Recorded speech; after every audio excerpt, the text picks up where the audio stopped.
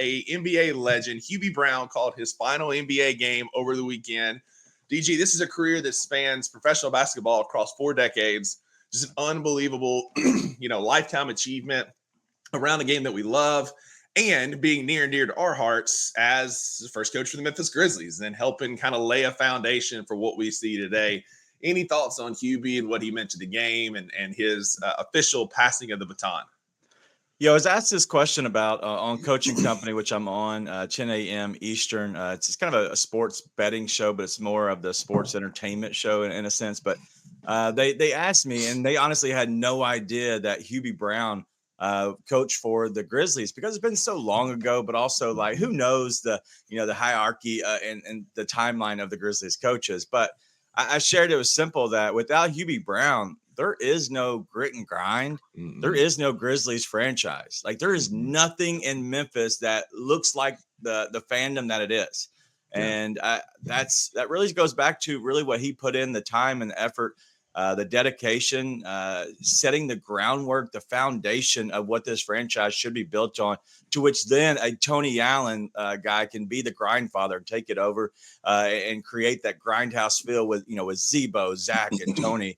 And then Mark. And it's just like one of those guys that comes along within your life, but also this franchise, that completely sets you apart and sets this franchise up for the future. Absolutely. Again, he started basketball here for the Grizzlies and had, the young Pau Gasol, Jason Williams, Shane Battier, those early Memphis teams that were just trying to find their footing, and led them to a playoff series. Didn't win a playoff game, but definitely pointed us in the right direction and laid a foundation. He walked so that Lionel and now TJ can run and take this team to the next level. Any thoughts on kind of where he falls? Drew and I were talking about this over the weekend. If you think about like Grizzly coaches, and we'll just do the Memphis era, like where do you think Hubie ranks in that hierarchy, and who's your best overall Grizz coach of all time? So you could look at Lionel as being one of the best Grizz coaches of all time. He's definitely top 3. I think Taylor Jenkins taking this team to another level and kind of modernizing it. And so, like, you can't take that away, because he's going to be the winningest coach probably ever within the Grizzlies. I would put Hubie as 3rd, right behind those two, just because he came when, a time in the franchise where there was no franchise, there was no history, there was no discipline. And he kind of, molded, boys into men in a sense.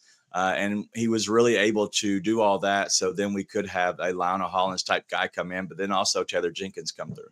I agree that, Drew can call us losers in the comments all he wants, but DG, you're a smart guy in my book, because that's exactly where I landed. I had Lionel first overall with the grit and grind era, followed by Taylor Jenkins, who was already past him, but I gave Lionel the nod just a little bit because of the Western Conference Finals run. He had proven some things in the playoffs, and then Hubie being 3rd, because Wayno's right. Like, without the success of Hubie in Memphis, who knows if the team's still here or what it looks like. And so shout out Hubie Brown. Appreciate your contributions to the games. 91 years young and riding off into the sunset, man. I hope when I'm 91, I'm not working. I'm just sitting on my couch watching basketball. That's for sure.